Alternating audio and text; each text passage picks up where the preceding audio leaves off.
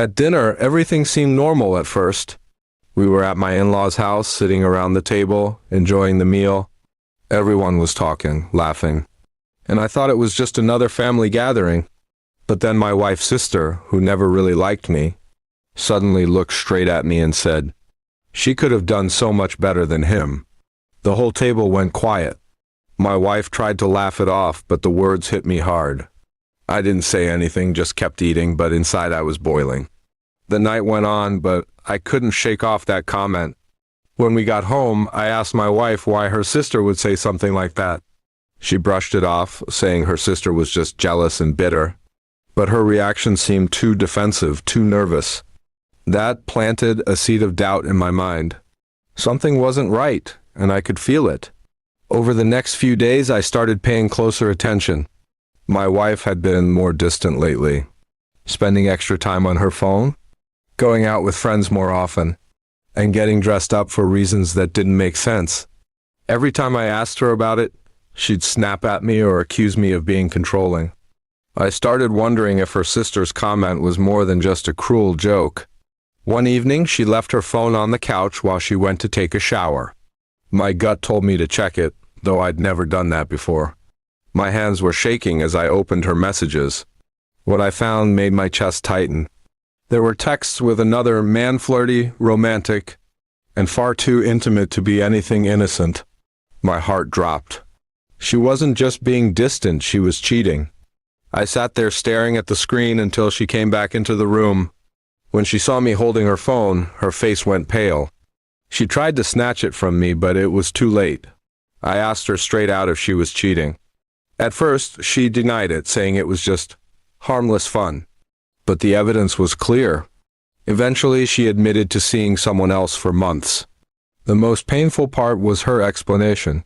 She said she felt like I wasn't enough, that she deserved more excitement, more attention. Hearing that crushed me.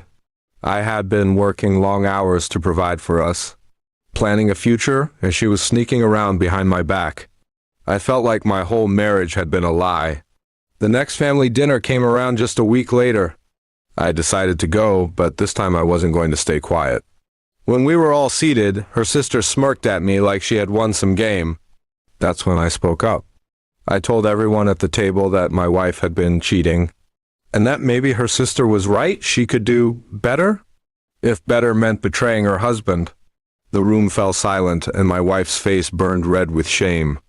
Her parents were shocked, and her sister suddenly looked uncomfortable, realizing her little jab had opened the door for the truth. My wife tried to defend herself, saying I was exaggerating, but I pulled out my phone and showed the messages. There was no way for her to talk her way out of it. After that night, I packed my things and moved out. She begged me to give her another chance, saying it was just a mistake, but I couldn't live with the betrayal.